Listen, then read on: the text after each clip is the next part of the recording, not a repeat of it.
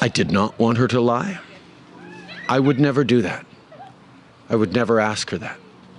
That is simply not true. Do you understand how your conversation with her may have left her with the impression that you wanted her to lie or mislead people? No, I don't. Can you elaborate on that? Why do you think she got that impression? I'm not going to get into those conversations. I will say, quite frankly, this is an issue that was discussed and picked apart extensively 2 years ago in committees, in testimonies, in analyses. It's unfortunate when two people who share a very similar vision for building a better future end up falling out, end up going in separate ways.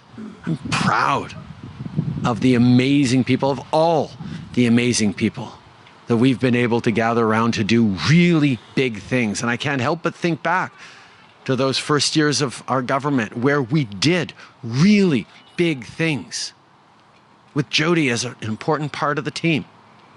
And it's unfortunate to see how things went from there. And I carry the responsibility for much of it.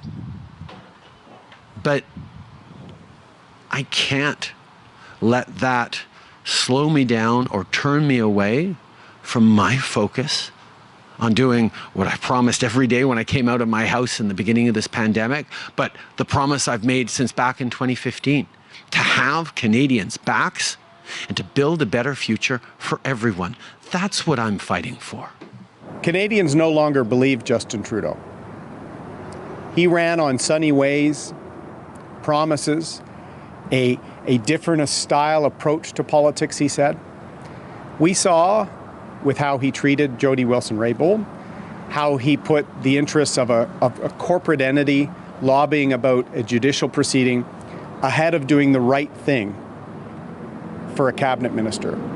It's a reminder that Mr. Trudeau will say and do anything to win and never has any intention of actually putting Canadians and the needs of the country first. I have great respect for Ms. Wilson-Raybould, and I think her departure from politics is yet another sign that Mr. Trudeau has constantly let people down and misrepresented himself. I think it's a story of a powerful woman who is using her platform to share what happened, to share her truth, to share the truth. And I think it's an important story for folks to know about. And I think it's a powerful and a difficult thing to do. To speak your truth and to be able to share it, it's not easy. And so I want to acknowledge the courage it takes. And I want to acknowledge that Ms. Jody Wilson-Raybould has a lot of power in being able to share that story and took a lot of courage to do that. And I want to commend her for that. Not surprising, because this is what Ms. Jody Wilson-Raybould has been saying for a long time. And now she's laying out those details. And she's laid them out with incredible detail. And as always, we've always believed what Ms. Jody Wilson-Raybould has had to say. And we believe that that's another example of this pattern of behavior that we're seeing from Mr. Trudeau, of not being kicking out strong women in his cabinet, whether it was his previous justice minister or whether it was the previous Ms. Philpott, Minister Philpott. We've seen this as a trend, and it's troubling.